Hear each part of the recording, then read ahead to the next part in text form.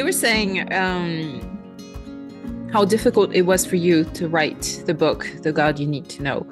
And I think you mentioned somewhere that the last chapter in particular was the hardest. Can you tell us about that? Yeah, it was the most challenging. What I'm trying to do, and I just had never seen it in my whole life. So we map out and we plan this whole book, and we get to the end and we go, how are we going to wrap this up? We're looking at the Holy Spirit in the Old Testament. We arrive at Pentecost, and we're like, I don't even know. And we're looking at all the notes, and we go, oh my goodness, everything that happened at Pentecost is actually everything that we highlighted throughout the Old Testament in the major eras of Israel's history. And I mean, in that moment, my friend and I, we fell to the ground and literally praised and worshiped God in holy awe because we're not smart enough to think of this stuff. I'll just be honest, but God is, which is really, really good. But what was amazing is what we started to see is, Pentecost and Acts 2 seems so strange.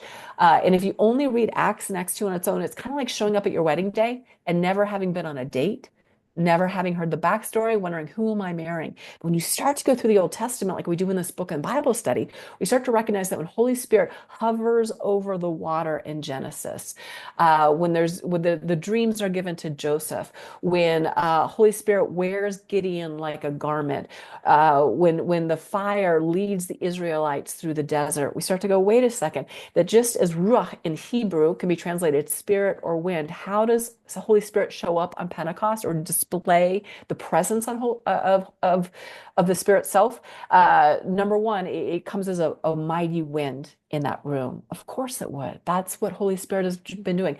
Tongues of fire descend, which sounds really, really weird, except that fire was what led the Israelites through the desert. We see the tongues are the purification because Holy Spirit purifies our words just like he did for Isaiah and the coal that touched his lips. We start to recognize that those they came and they descended on the people. They in essence hovered over them, just like Holy Spirit did in Genesis.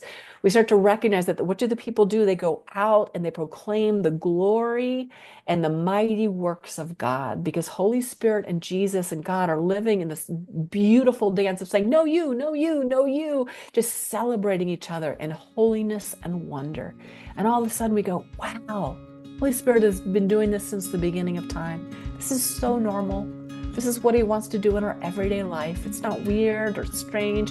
It's accessible and it's possible.